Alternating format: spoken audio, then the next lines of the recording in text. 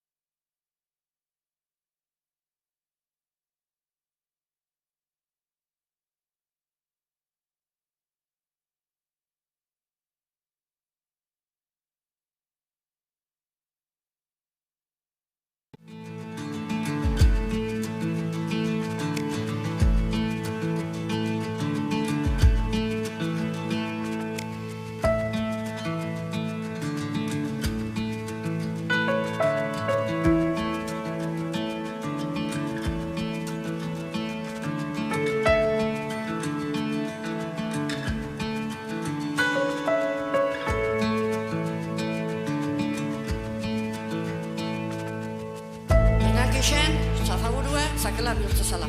Negen akin txangorea hilaretek etortzen zela. Nik ez nakien aposauria setela bihurtzen zela. Nik ez dezakin zafauru igel bihurtuten denik. Nik enakien txalupak iten zela eta izuria. Zerake txatxari hila bihurtutzenek.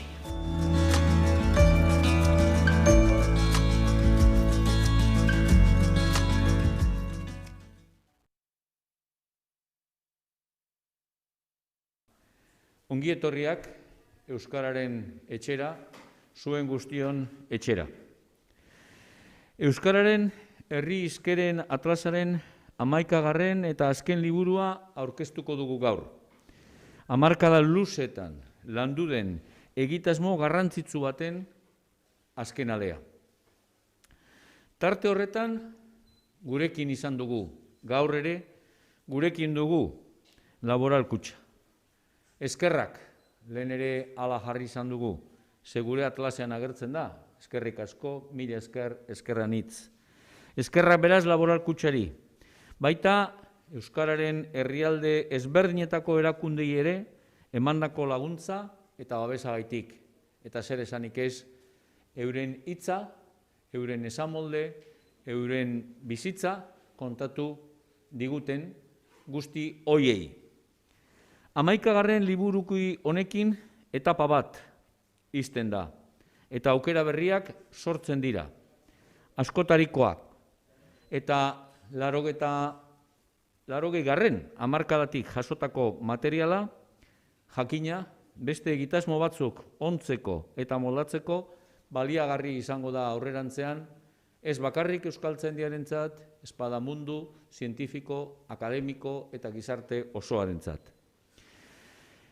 Euskararen herri hizkeren atlasak, ahozko euskararen aldagerak mapetan jasotzea duzede, eta argitaratutako liburu guztiak, gaurkoa barne, konsulta daitezke euskaltzaindiaren web orrian, 5. eta 6. liburukiko audioekin batera. Beraz, finis koronatopuz bururatu eginda, Beinola esan zuen bezalaxe aurreko euskaltzainburuak, eta orain bururatze hori gertatu eta gero, badatoz bururatzaren segidakoak. Hizkuntza euskara zerbait bizia delako eta etengabe berriztatzen dena. Ahoz zein idatziz. Lehen esan dudan bezalaxe, eskerrak Laboral Kutxari. Gaur gurekin daukagu Ibon Urgoiti, Laboral Kutxaren negozio garapenerako zuzendariai. Eta berari emango diot hitza. Ibon, zuk duzu hitza.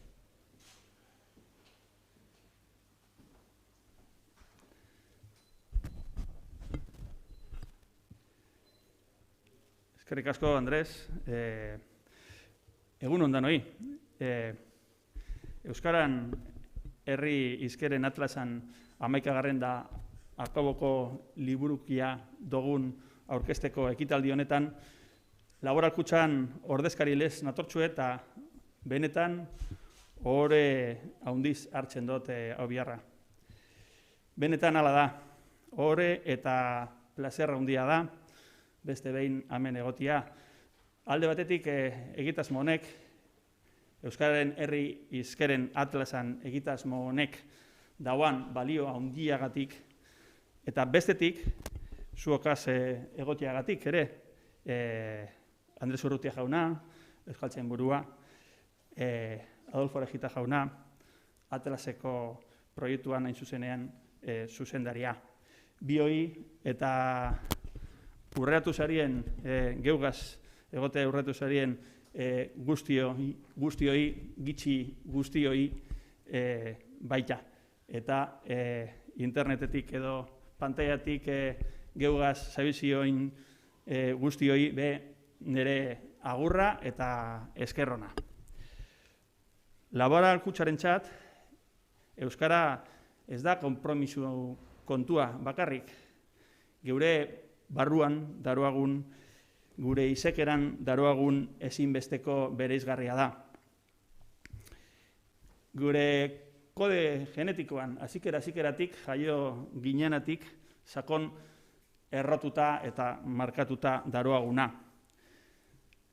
Eta are gehiago, euskarak era naturalean balioa erazten dozku geuri be, gizarte osoari eta baita geuri be, geure barruko harremanetan, baita geure bezeroekaz, gizarteaz, bezeroi eskaintzen detxegun zerbitzuan kalitatean be.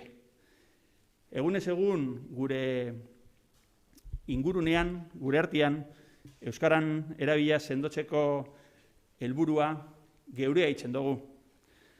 Gure bezeroekaz harremanetan, baita geuri zerbitzua emoten dozkuen pertsonekaz be. Eta baita ere, euskara eta euskal kulturan inguruan hau bezala sortzen diren ekimenekaz bat egin gura dugu. Humiltasunez, baina geure bultzada eta babesa emonez. Badago esaldi bet, elkarlana eta balore kooperatiboi buruz oso politxea dana. Esaten deu, azkar joan gura bozu, hobeda bakarri joatia, baina urrunez iristeko elkarregaz hobeto. Eta hoize, elkarlana ezinbestekoa dugu gure helburuak behar bezala lortzeko, hori ondo dakigu kooperatibetan. Horregatik hain justu, lehenengo mailako bidelagunak hautatzea oso garrantzitsua da guretzat. Eta horretan, dudabarik euskara babestu eta sendotzeko bidean, euskaltzaindia baino lagun hobeagorik ez dugu aurkituko. Beraz, euskaltzaindia proiektu honetan zein besteetan burutzen dauan lan eskerga barrio be goraipatu gure dugu. Ondo ezagutzen dugu elkar, euskaltzaindiaz dugun lankidetza harremana 1977 hasi ginen jorratzen, euskaran liburu zurian argitalpenaz, eta geuri dagokigunez, behintzat, etorkizunean, urrats barriak alkarregaz gogotxo emotea zinez espero dugu. 11 aurkezpen izan dire, bada, atlas honen inguruan, eta ni baino pertsona adituagoak badaude egitasmo honen balio erraldoia azaltzeko. Danadan, eta labur-labur, pare bat gauza bai esan gura neuzkezala. Lehenengo eta behin, asmo handiko proiektu honetan lagundu eta parte hartu duten guztiei, beraien lana eskertu gura neuke, eta bigarrenik, beraien berbia eta jakintza partekatzeko borondatea erakutsi daen pertsona guzti hoiei eskerrak emon ere. Geure ondarea babesten jakin izan dabelako. Beraien testigantzei esker, ezagutzen dan hizkuntza bizien artean zaharrenetakoa, geure euskara maitia betiko berreskuratuta eta ondo zainduta geratu dalako.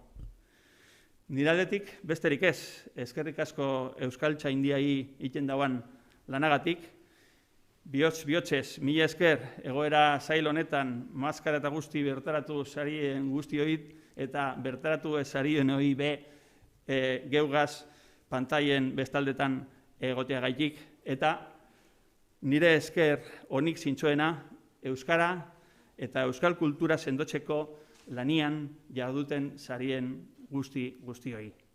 Mila esker eta hurrengora arte.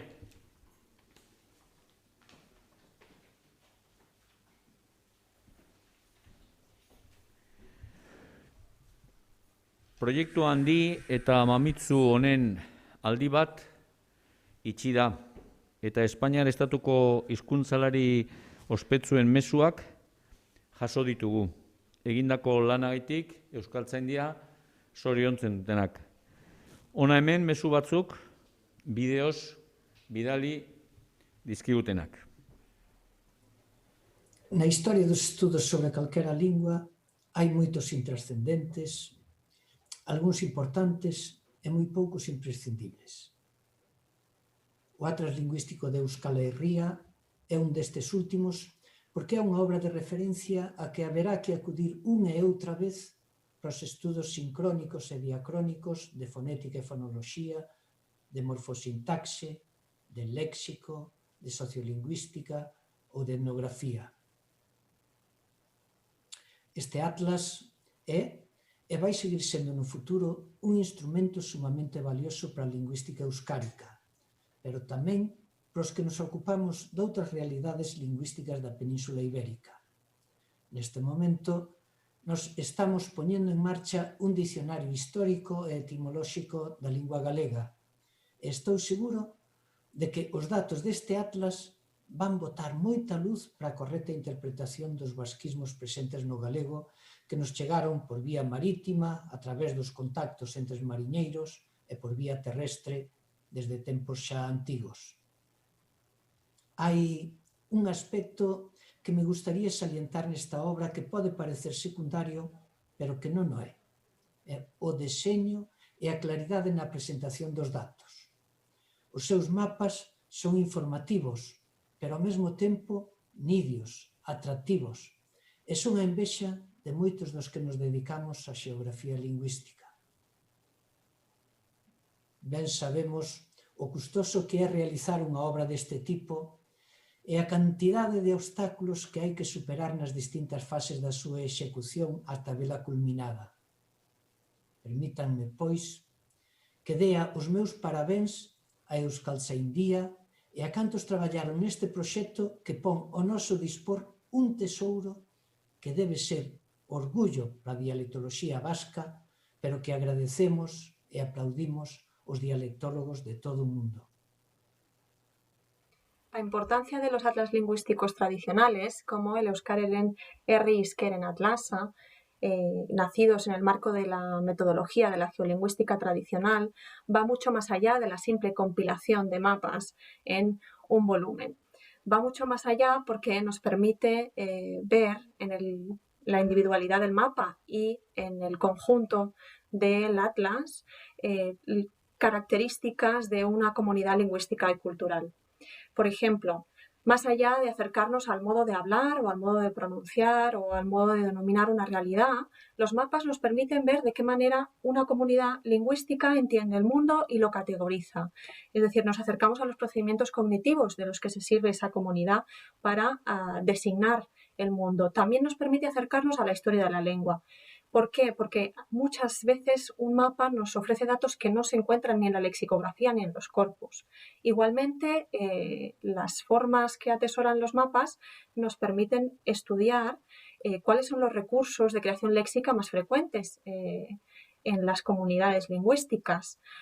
También podemos ver cuál es la influencia que ejercen una lengua sobre otra en un territorio en el que conviven dos idiomas.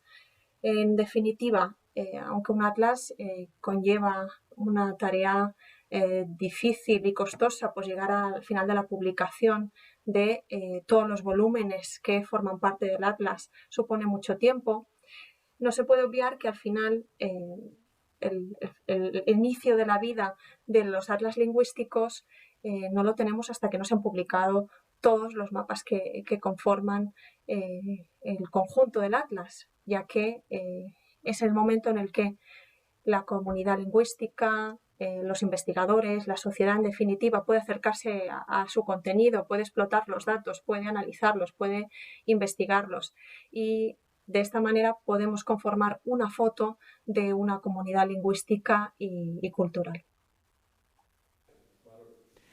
Beste batzuk idatziz zoriondu dute Euskaltzaindia. Hona hemen bi adibide. Pilar García Mouton, Iberiar Penintsulako hizkuntza atlasaren koordinatzailea. Un atlas que supone atesorar y conservar la memoria de una lengua y de sus gentes, fundamental para el estudio de su cultura.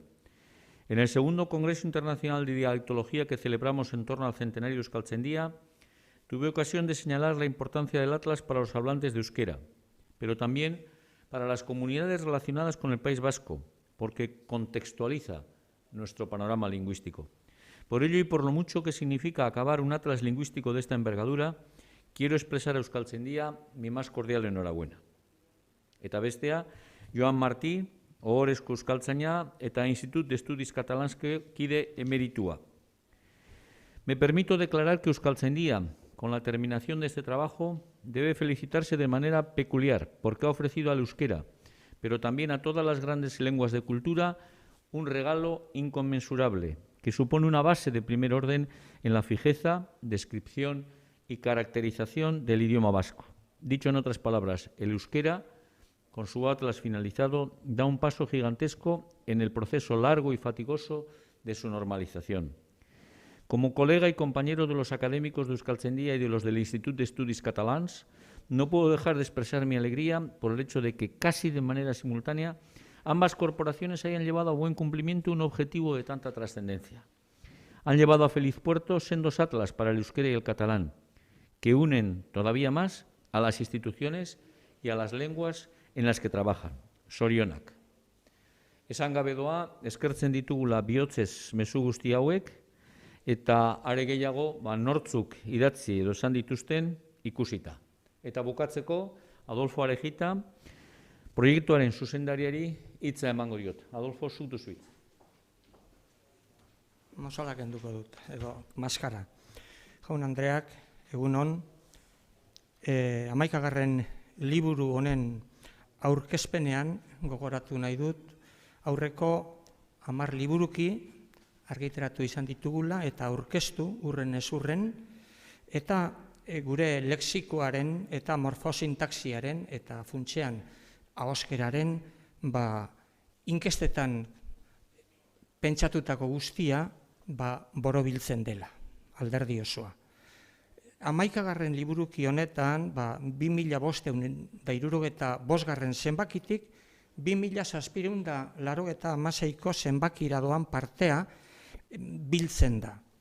Lexikoari doakio beronen eduki guztia, baina aurrekoetan bezala, liburuki bakoitzak ez du batasun tematiko era batekorik, baizik inkestaren jarraian dagokion atala. Zer azpimarra daiteke liburuki honezaz? Bat bereiztekotan arrantzaren mundua markatuko nuke. Nahiko luzea da, baina mapak oso bereziak dira, ze azken baten lur barrua zuri dago, eta itxasertza, kosta aldea da koloreetan ageri dana. Funtsean, Bermeotik hasi eta Donibaneraino, horko kosta herri guztiena.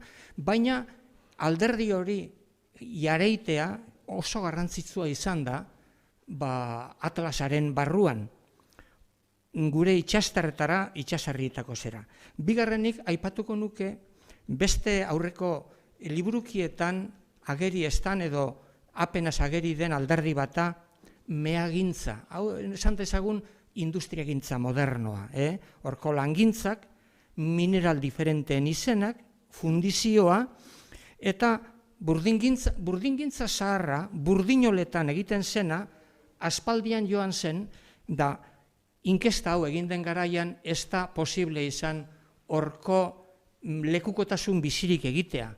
Mogelek bere garaian Peru abarkan egin zuen bezala. Baina tradizioko beste langintza eta langintzotan ari izan diren beharginen izenak eta euren soinekoak eta lanabesak biltzen ahalegin handia eginda. Zapatarien ondoan oskigile zaharrak ageri dira, saskigile, saregile, zesteruak, dendariak, kinkaileruak, okinak, panaderu eta bolanger izenpean, botikarioak, maisu maistrak, epaileak, juez eta juze izenpean, hijitoak, soldadu, eskale, eskeko, eskazale, eta beste. Merkataritza da hirugarren alderdi bat, saleroste mundua era berariaz aztertu izan dena, zer den tratua, nola egiten den tratua, azoka, merkatu, plaza, feriak, da horren inguruko, azken baten bizibideari lotutako kontuak, neurriak, besteak beste, diruen neurriak, distantziak, pixuak, isurkarien edukiak, garauen neurriak, lur zailen luze zabala eta beste neurri batzuk. Hitz batez epaitzekotan, 11. liburuki hau gaiz anitza, izan ez gainera, erakargarria eta arina dugu aldi berean.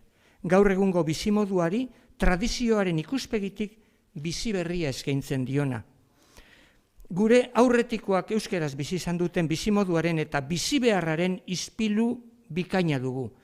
Eta liburuki honekin batera Atlas osoa. Lehengo bizimodua, gure aitzinekoak euskeraz bizi izan duten lehen hori, ahalik ondoen eta hurbilenik ezagutzea beti ere abantaila handia dugu oraingo presentearen eta geroko etorkizunaren oinarriak sendo zimentatzeko. Eta euskaltzaindiari bere esparruan horixe dagokio. Euskal hizkuntzaren euskarri hori lehendik orainera ekarri eta oraindik gerora ongi bermatu eta transmititu. Euskaltzainburuak emon dituen zorionak ez ditut errepikatuko, baina lantaldea bai. Eta hor izan da, arduradun modura, nire hurrengo Charles Bidegain eta berarekin batera, Aritza Baroa, Gorka Intxaurbe eta Maika Jauregizar, azken liburuki honetan zeregin zuzena izan dutenak. Herri aginteak, Atlas osoaren zehar babestu gaituztenak, Eusko Jaurlaritza eta Nafarroako gobernua, eta Bizkai, Gipuzkoa eta Arabako foru aldundiak izan ditugu bide lagun haundi. Eta argitaratze kontuan, bai paperezko euskarrian, bai euskarri digitalean, tinko, eroa pentsu, baina gogo betez, Ibonek esan duen bezala, laboral kutxa aparteko moduz eskertu nahi nuke neukere. Ikertzen dena, ilunpetatik argitara ekartzeko alegin hori egiten ezpada, erdibalioa dauka emaitzak. Gizarte mailan eragin zuzenik ez duelako, baina behin plazaratuz gero, zilar zuria urregorri bihurtzen da. Eta zorionez, horixe da, Atlasaren kasuan, laboral kutxari esker. Sartaldean eta erdialdean esaten dugu eskerrik asko partizipio eta guzti, eta ekialde bazterrean ere eskerrik anitz, erdi inguru horretan esker mila. Hori zor eta opa deutzuet guztioi.